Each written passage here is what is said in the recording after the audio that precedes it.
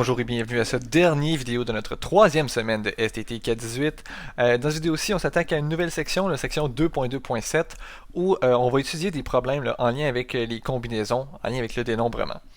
Donc, on a une mise en situation ici pour commencer. Donc, on considère le problème suivant. On dispose de n boules qui sont non discernables, donc ça veut dire qu'elles sont toutes pareilles, et on va aller les placer dans R urne, et elles, on dit que ces R urnes-là, ces R boîtes-là, finalement, elles sont discernables, donc sont différentes. Sachant que donc dans chaque urne devrait contenir au moins une boule, on devrait savoir de combien de façons est-ce qu'on peut aller placer ces boules-là dans nos urnes, dans nos boîtes. Donc, qu'est-ce qu'on va faire? On va commencer là, par venir dessiner nos boules. Donc, disons là, que nos ronds ici, ça représente les boules avec lesquelles on travaille. Donc, on se rappelle là, que ça ici, ça représente les N boules que nous, on désire placer. Et on va les placer dans des boîtes de telle façon qu'il y ait au moins une boule par boîte. Donc, finalement, là, aller les placer dans des boîtes, c'est un peu équivalent à juste venir séparer les boules en différents paquets. Et si on suppose que on fait un cas particulier qui est peut-être un peu plus simple, là. Donc ici, donc, on aurait ici un rond à place d'avoir des trois petits points, on aurait 6 boules. Si on veut les séparer, disons, en 3 paquets, tout ce que j'ai besoin de faire, c'est d'aller mettre 2 séparateurs comme ça. Et là, j'ai un paquet ici, un deuxième là et un troisième ici. Donc si on veut, dans notre cas, les séparer en R boîte, en R urne, qu'est-ce qu'on va avoir besoin de faire? On va avoir besoin d'aller utiliser R-1 séparateur. Et donc, ces R-1 séparateurs-là, où est-ce qu'on peut les placer? Tous les endroits qu'on peut les placer, c'est à chaque fois qu'on est entre deux boules. Donc, on pourrait venir les placer ici, là, là, là et ici. En supposant là, que vraiment, là, ici, il y aurait des boules. C'est juste que c'est un 3 petits points. Et combien d'emplacements comme ça qu'il y a? Encore une fois, là, on peut simplifier le problème pour trouver ça. Donc, si on mettait un rond ici, une boule, là, on aurait effectivement là, en noir tous les séparateurs possibles. Et donc, dans ce cas-là, on aurait 1, 2, 3, 4, 5 séparateurs. Dans le cas où on a 6 boules, ça veut dire que, en fait, on n'aurait pas 5 séparateurs, mais on aurait 5 endroits où aller mettre nos séparateurs. Et donc, ça veut dire que dans notre cas, où on travaille plutôt avec n boules, on aurait là, ici, un total de n-1 endroits où placer les séparateurs. Et là, une fois que ça c'est fait, nous, on a au total n-1 endroits potentiels. On n'a pas besoin de n-1. Tout ce qu'on a besoin, nous, c'est d'en utiliser r-1 pour faire r boîtes différentes. Donc, qu'est-ce qu'on va faire? On va aller en sélectionner comme ça, sans vraiment d'ordre. On peut les mettre peu importe la manière qu'on veut, mais on va en sélectionner r-1 parmi n-1, donc le nombre de façons là, vraiment d'aller répartir les boules dans les urnes. Dans le cas où on a une contrainte d'au moins une boule par boîte, ça va correspondre à la combinaison là, qui est ici, le r-1 parmi n-1. Ça, c'était notre premier problème.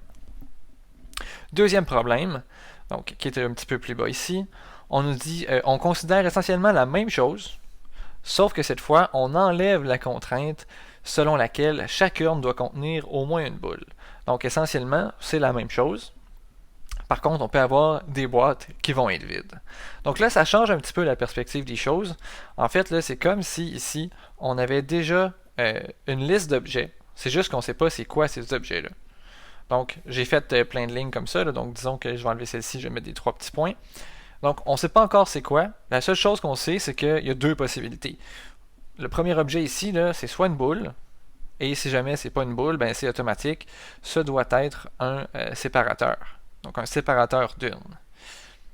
En le mettant comme ça, si jamais il y a un séparateur vraiment ici, qu'est-ce que ça veut dire? Ça veut dire que la boîte là, qui serait comme ici serait vide. Donc ça c'est correct là, parce qu'on a dit que les boîtes ici pouvaient être vides. Donc on a le droit de mettre nos séparateurs là, vraiment à chacun des bouts de notre liste, et même qu'on pourrait mettre deux séparateurs back-à-back comme ça ferait juste qu'il y aurait une boîte ici qui serait encore une fois vide, ce qu'on tolère. Sinon, si on est en train de placer des boules comme ça, puis qu'il y a deux séparateurs ici, ça veut dire qu'on a une boîte qui contient 3 boules. Donc ça ici, c'est quelque chose qui est accepté. Donc, Ici, au total, qu'est-ce qu'on a? Combien d'objets est-ce qu'on a?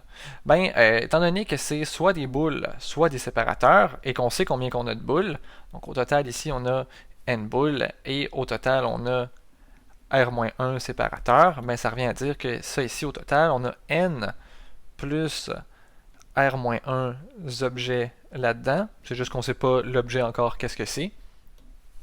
Et donc là, ben, étant donné que c'est dichotomique, hein, c'est soit une boule, soit un séparateur, qu'est-ce qu'on pourrait faire? Ben, on pourrait juste venir sélectionner tous les endroits en lien avec les séparateurs et automatiquement, ben, tout le reste doit être des boules. Donc si, mettons, je dis que j'ai besoin de mon R-1, là, mettons que ça ici c'était égal à 3, ben, si je viens mettre 1, 2, 3 séparateurs comme ça, ben, c'est automatique. Le reste, ça doit être des boules, ça ne peut pas être autre chose.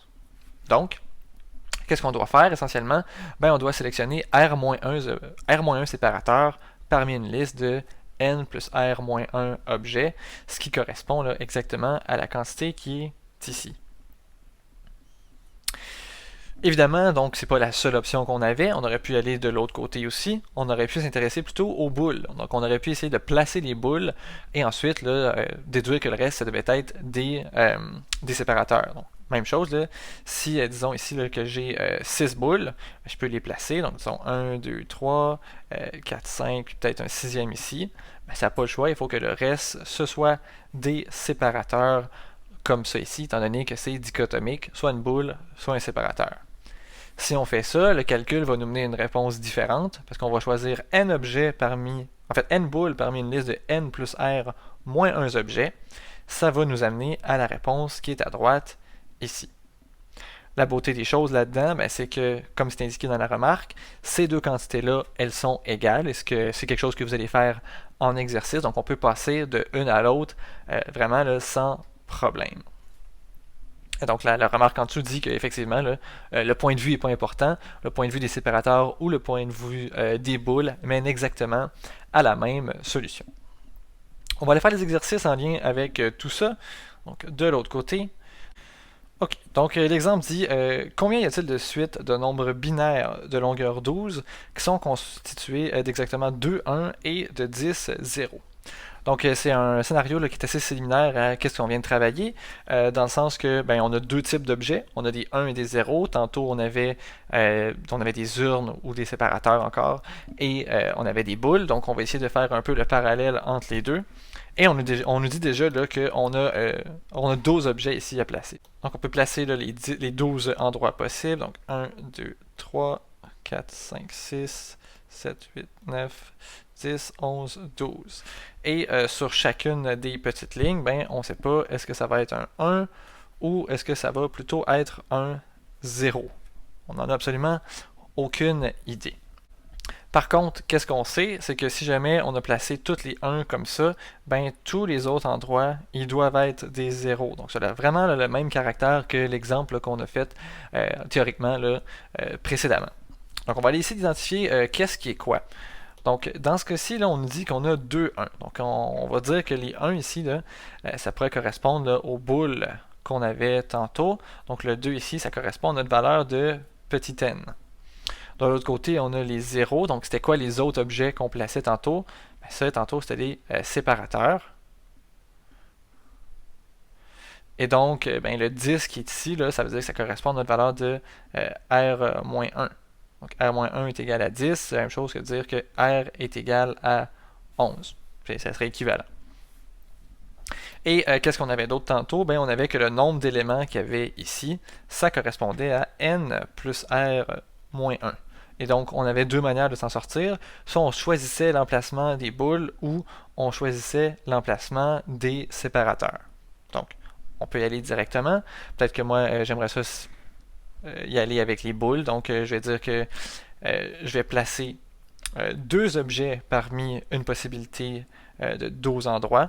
Donc, ça ici, ça va être égal à 12 factoriel sur 10 factoriel 2 factoriel.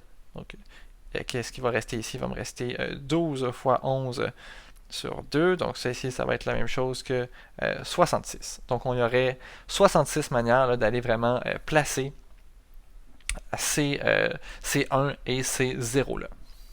On peut continuer avec un autre exemple, donc l'exemple 2.2.26.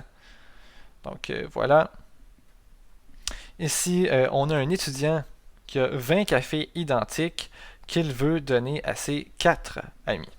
Donc, première question, on nous demande de combien de façons est-ce qu'il peut donner ses cafés en considérant que chaque ami aura au moins un café.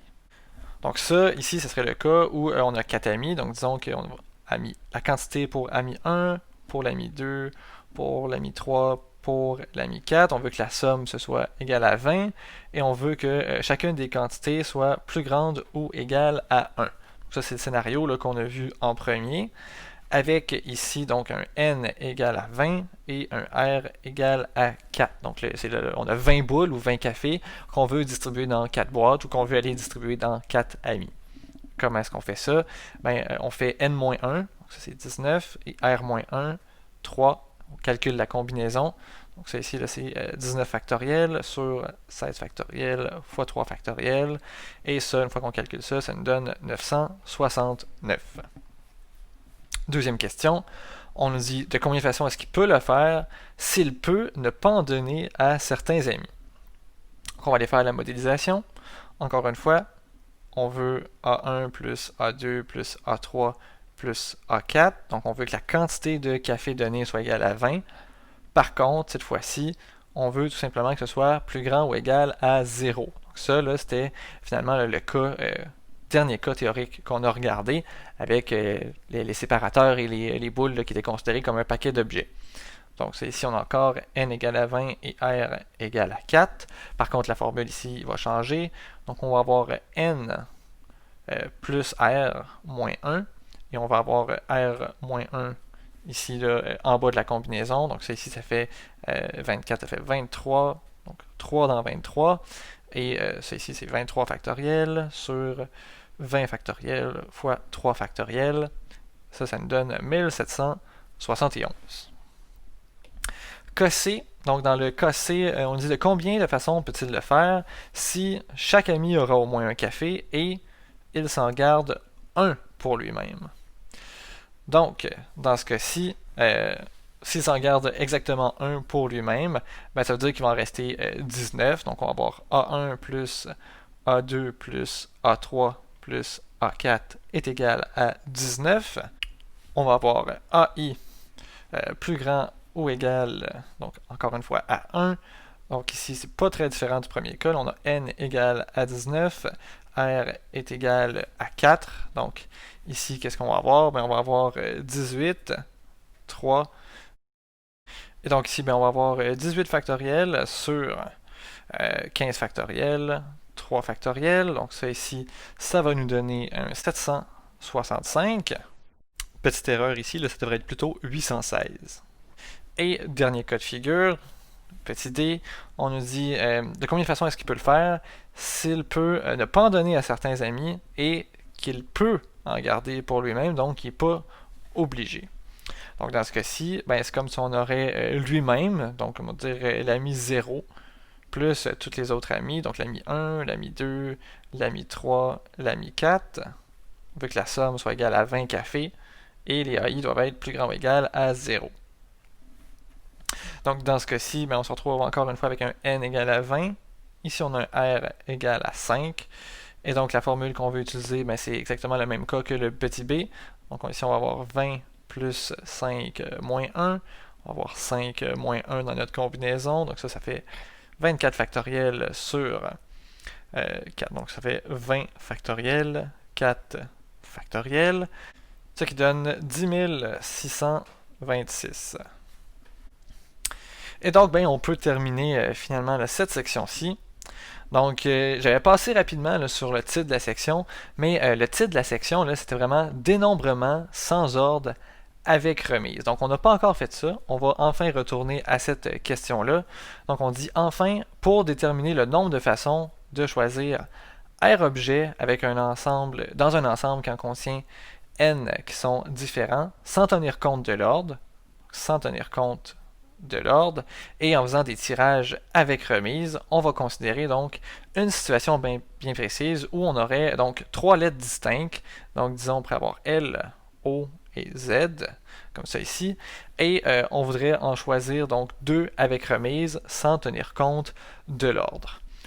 Donc on va commencer par regarder c'est quoi les possibilités. Donc si on a ces 3 lettres-là, puis qu'on veut en choisir 2 avec remise, sans vraiment tenir compte de l'ordre, ben les possibilités, là, on pourrait avoir L avec L, on pourrait avoir L avec O, L avec Z, on pourrait aussi avoir O avec O avec Z, ou on peut avoir Z avec Z. Donc ça ici, là, ça nous fait un total de 6 possibilités.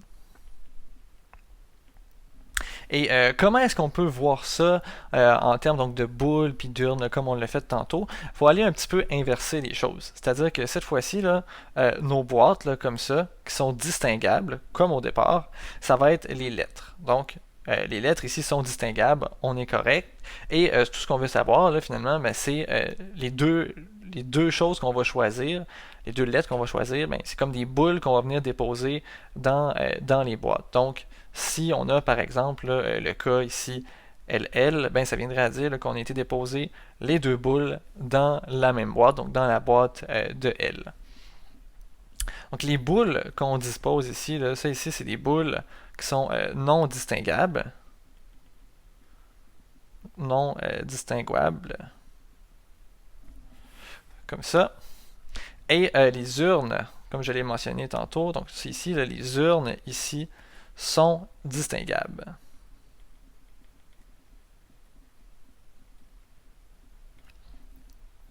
Et donc, ben, qu'est-ce qu'on a illustré ici? On a exactement illustré le cas de figure au début de cette section-ci, c'est-à-dire que le problème qu'on est en train d'étudier revient exactement donc à la petite solution qui est écrite ici, c'est-à-dire placer R boule non distinguable dans R urne qui est le son.